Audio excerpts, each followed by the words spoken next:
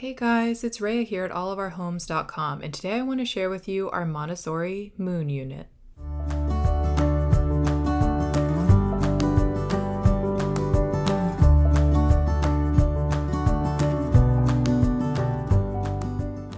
So our Montessori-inspired moon unit has 6 activities and 2 books.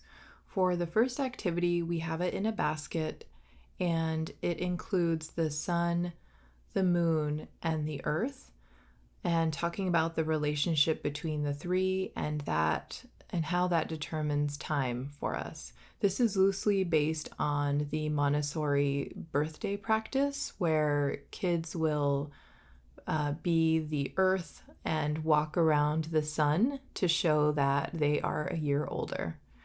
So I found these free printables, and I will go ahead and link all of this stuff that we have printed out for free in our blog post, and I'll add that in the description box below.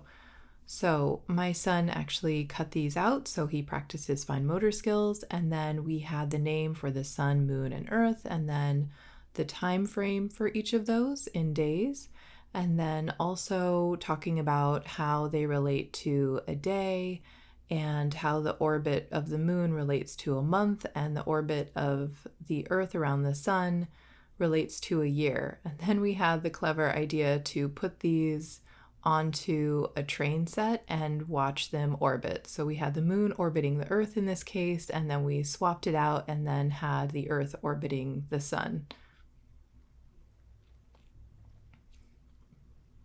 For the second activity, we have these cutting strips that we always print out from Living Montessori Now.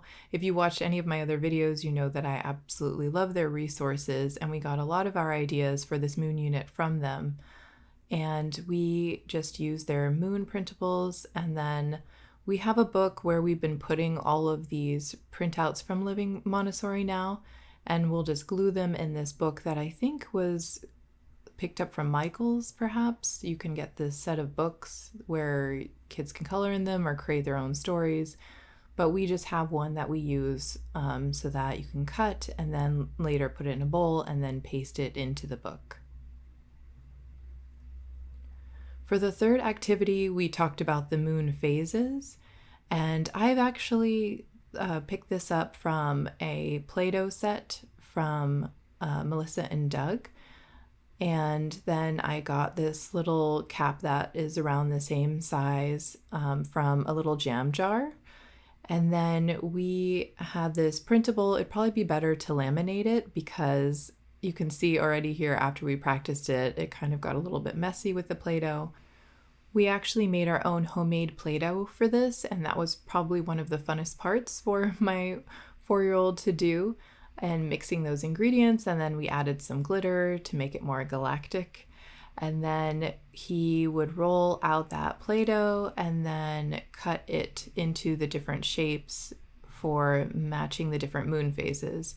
I've actually seen this activity online using Oreos, which could also be just as fun to do. But we really liked using Play-Doh for this, and making your own Play-Doh at home is a lot of fun to do, and it actually lasts quite a long time. And one thing to keep in mind with any sort of Montessori activity is to just observe your child and let them work out these things on their own. If they ask for help, you can give them a minimal amount of help and then let them continue to do their work, and so that they are immersed in their own flow to figure things out on their own.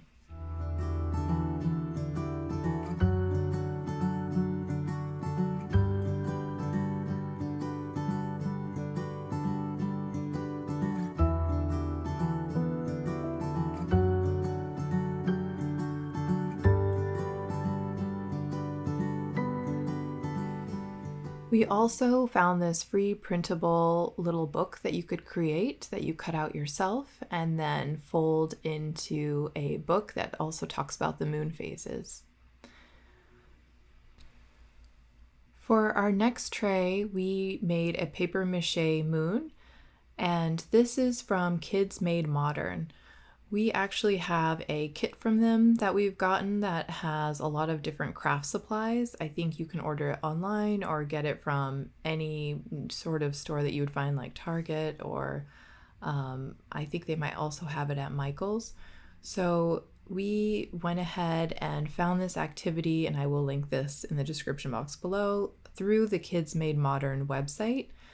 And it's a paper mache moon where you make your own flour and water mixture for your glue.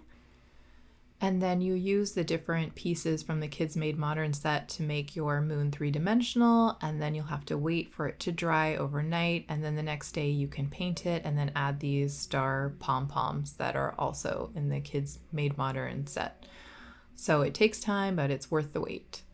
And then for another activity, we have this very popular Melissa and Doug floor puzzle that is of the planets, which also has a giant moon in it. I've seen this puzzle everywhere, at daycare, when we've rented cabins, at friends' houses. The solar system puzzle is really very popular, and it's also very durable for younger kids. And we will play with jumping from one planet to another, so there are a variety of ways to use it. For our final activity, we have this do-a-dot from Living Montessori Now, and it is for the letter M for moon. We've done these do-a-dots for many years, and it started out simply with some stickers, and we've moved up to now creating a pattern with sequins and gluing them. So I gave my son the exact number that he needed so he could do a pattern of silver and gold. We got the sequins from the Kids Made Modern set, and then we just had a pencil like in red and blue to talk about vowels and consonants. So that is a great way to sort of upgrade this activity for older kids. And then we also have this other free printable to color.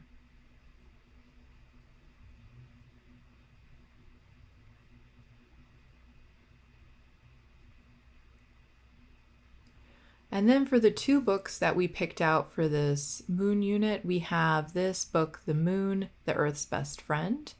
And that was recommended by the librarian at our local library. It's a very cute book about the moon being the Earth's best friend and how they've been hanging out together for a long time. And then it also ties in some facts and some science into that. I don't believe that this would be a very good Montessori book, but it was fun to get from the library. However, the Moon book by Gail Gibbons was a fantastic resource, and I would certainly get this if you're doing a moon unit. It is much more Montessori friendly and has very interesting facts about the moon. It talks about day and night and the relationship between the Earth and the moon. It also talks about the tides. So this is a great unit to sort of step into after spending days at the beach, or if you've gone to a lake. You can talk about the moon and how that affects the water flowing in and out and different tide pools. There are so many ways that our lives are connected to the moon, and we forget about its magic and its beauty. So this book really brings all of that back.